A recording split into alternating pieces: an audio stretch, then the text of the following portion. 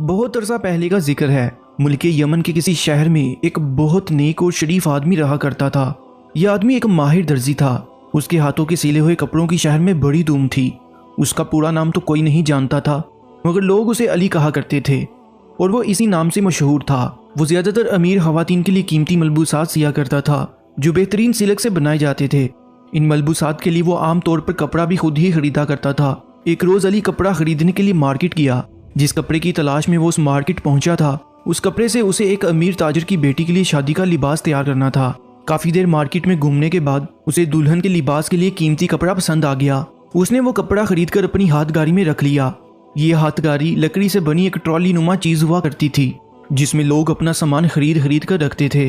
हाथगारी में कपड़ा रखने के बाद अली अपनी पसंद का कोई दूसरा कपड़ा तलाश करने लगा, मगर जब वो दूसरा कपड़ा खरीद कर अपनी हाथगारी की जानी मुड़ा तो वो अपनी जगह से गायब थी। अली ने हर तरफ अपनी हाथगारी ढूंढी, मगर उसका कहीं नामो निशान नहीं था। वो खूब चीखा चिल्लाया, राह चलते लोगों से पूछा, मगर कोई उसकी गाड़ी और उसमें रखे हुए कीमती कपड़ों के बारे में कुछ ना बता सका। चोरी की खबर मार्केट से होती हुई सारे शहर में फैल गई। कुछ ही देर बाद हर एक शख्स उस चोरी के बारे में बातें कर रहा था कि आखिर ये काम किसका हो सकता है। अली को उदास और परेशान देखकर उसके चंद दोस्त शहर के मशहूर काजी उमर करीम के पास पहुंच गए। उमर करीम के इंसाफ का चर्चा दूर दूर तक था। वो हैरत अंगेज तौर पर मुश्किल से मुश्किल मुकदमे का हल ढूंढ निकालता, लिहाजा उसकी जहानत के सब कायल थे। उमर करीम ने अली को अदालत में बुलाया और उसकी जुबानी चोरी की पूरी तफसील सुनी। सारी बातें इंतहाई गौर से सुनने के बाद काजी उमर करीम ने उन तमाम लोगों को अदालत में पेश होने का हुक्म दिया जो चोरी के वक्त अली के साथ मार्केट में मौजूद थे। उनमें मार्केट के दुकानदारों के साथ साथ आम खरीदार भी शामिल थे। जब तमाम लोग अदालत में पहुंच गए तो काजी उमर करीम ने अदालत की कार्रवाई शुरू की। कार्रवाई शुरू करने से पहले उसने अच्छी तरह इस बात की तसल्ली कर ली थी कि तमाम अफराद वहां पहुंच गए थे या नहीं। सब लोग अदालत के कमरे में अदब के साथ खामोश बैठे थे, क्योंकि वो सब काजी का बड़ा एहतराम करते थे और जानते थे कि वो इस वक्त मुकदमे पर गौर-ओ-होश कर रहा था। काजी ने खामोशी के साथ बारी बारी उन सब के चेहरों पर एक नज़र डाली और चंद लम्हों के बाद अदालत के बाहर खड़े सिपाहियों को बुलाया। सारे सिपाही फौरन ही काजी साहब के सामने हाजिर हो गए। काजी ने उन सिपाहियों को हुक्म दिया कि मार्केट के बाहर चौक में लगे मुहाफिज सिपाही के मुजस्मे को गिरफ्तार करके यहाँ लाओ, क्योंकि उसने अपनी ड्यूटी अंजाम नहीं दी है। उसकी मौजूदगी में ये चोरी कैसे होगी। तमाम सिपाही हैरत से काजी का मुंह तकने लगे।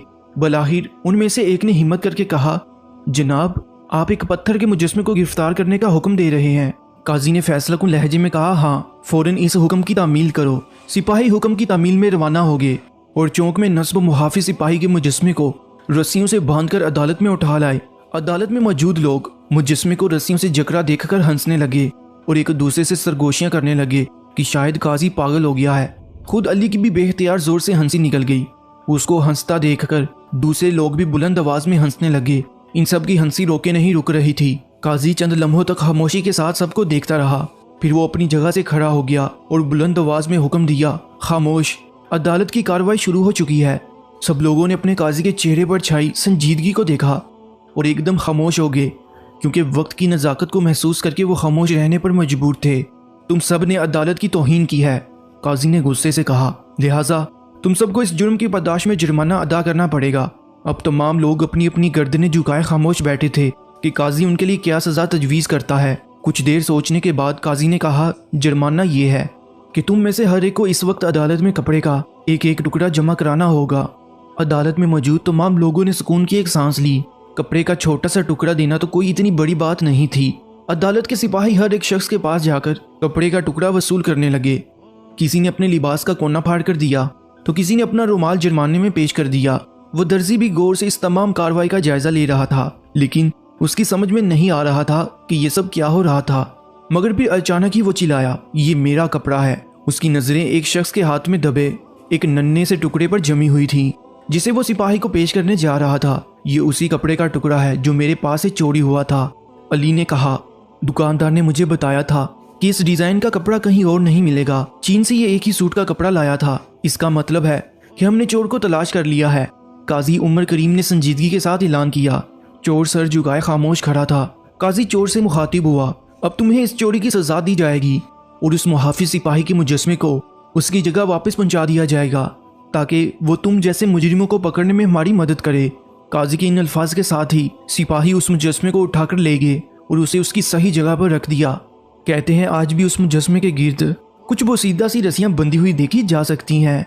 दोस्तों, ऐसे ही सबकआमूज़ कहानियों के लिए इस चैनल को ज़रूर सब्सक्राइब कर लीजिएगा। अपना बहुत ज़्यादा ख्याल रखें।